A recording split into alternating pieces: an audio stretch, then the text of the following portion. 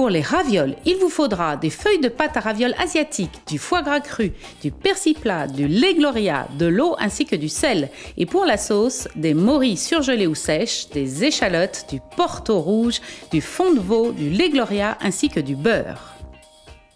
Des ravioles faites maison avec du foie gras et des morilles, rien de tel pour impressionner vos invités. Regardez. Commençons par la sauce. Nous allons faire revenir les échalotes dans le beurre pendant 2 minutes.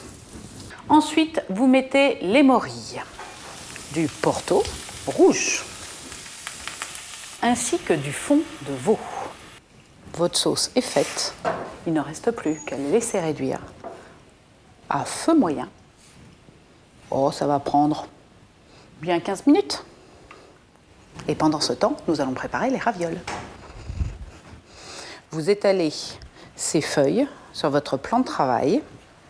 Ensuite, vous allez les humidifier avec un petit peu d'eau afin que après ça puisse coller entre elles. Maintenant, vous allez prendre un petit morceau de foie gras cru que vous posez sur les feuilles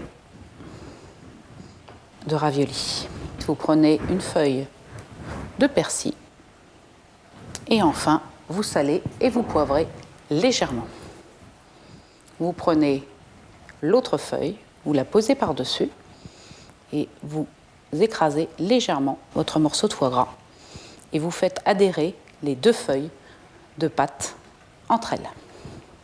Pour réaliser des raviolis bien ronds, vous allez vous servir d'un emporte-pièce. Celui-là, il fait d'environ 7 cm.